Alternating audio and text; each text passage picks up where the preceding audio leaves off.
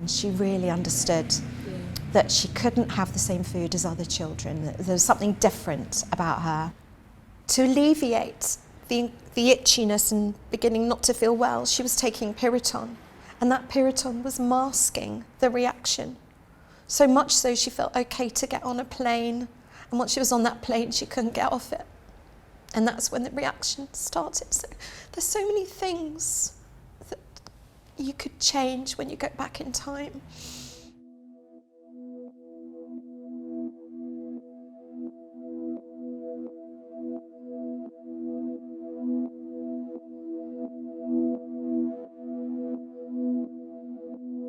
You'll understand as a mum, it's difficult because you want to give them normality.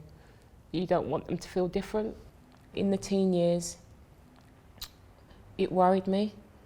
Lots of firsts are beginning to happen. Of course, Yeah. and you're thinking, although I'm hoping she's making the right choice, I'm sure she's making the right choice, sometimes it's not that safe, is it? You want to be there.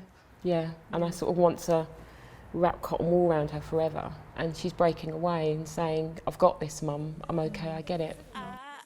She was 18 years old. It was 1 week before her birthday, 6 days before her birthday when she died, her 19th birthday. And I look back and think, we went 18 years, we've managed this. She was fine. But you know what happened on that day? She didn't stand a chance. She started to get worse with the asthma, and then she was saying, lips are tingling. And I was, when you think I'm worrying. And he said to me, she got an EpiPen? I said, yeah. He said, get it. So she got her pen, and I was in my room then just frantically throwing anything on, thinking, ambulance will be here, we're getting ready to go. And she came in and she took it. She took it.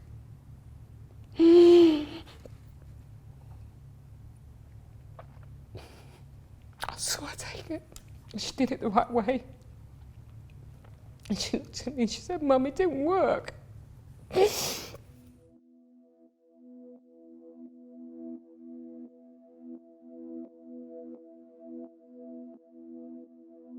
Sometimes you think you've got all the control and you've done everything in your power, and yet it goes wrong. And you can't go back in time to change it. And the scary thing about anaphylaxis is it kills so quickly. When it kills so quickly. She was 18 years old and she had a child's dose. And the dose that she had, it just wasn't large enough to sustain her. It was for a child. It was for a child. Our lives were threaded with fear that we tried to overcome to lead normal lives, but the fear was always there. And the fear was because we weren't often believed, we weren't understood, the condition wasn't understood. She was made to feel quite often there was something wrong with her. There was no support.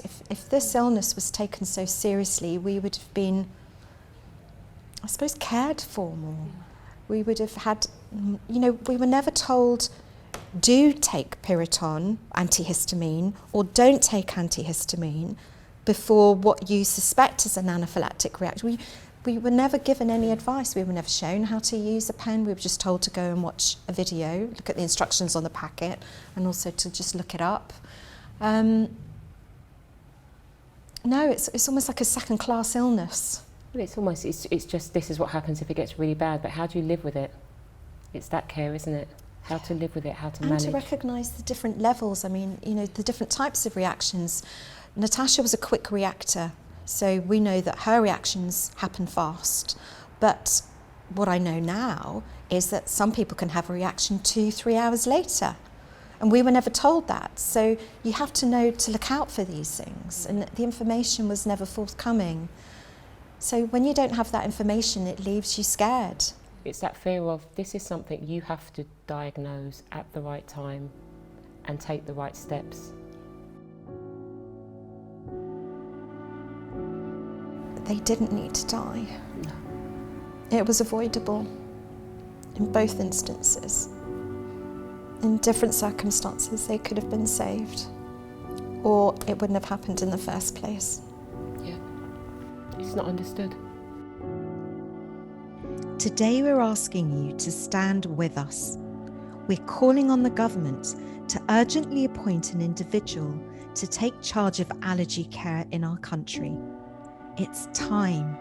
People living with allergies need a public champion. Too many families have been and continue to be failed. No child, no parent, no family should ever be failed again. It's time for an allergy czar. Please sign our petition and ask your friends and family to do the same. Thank you.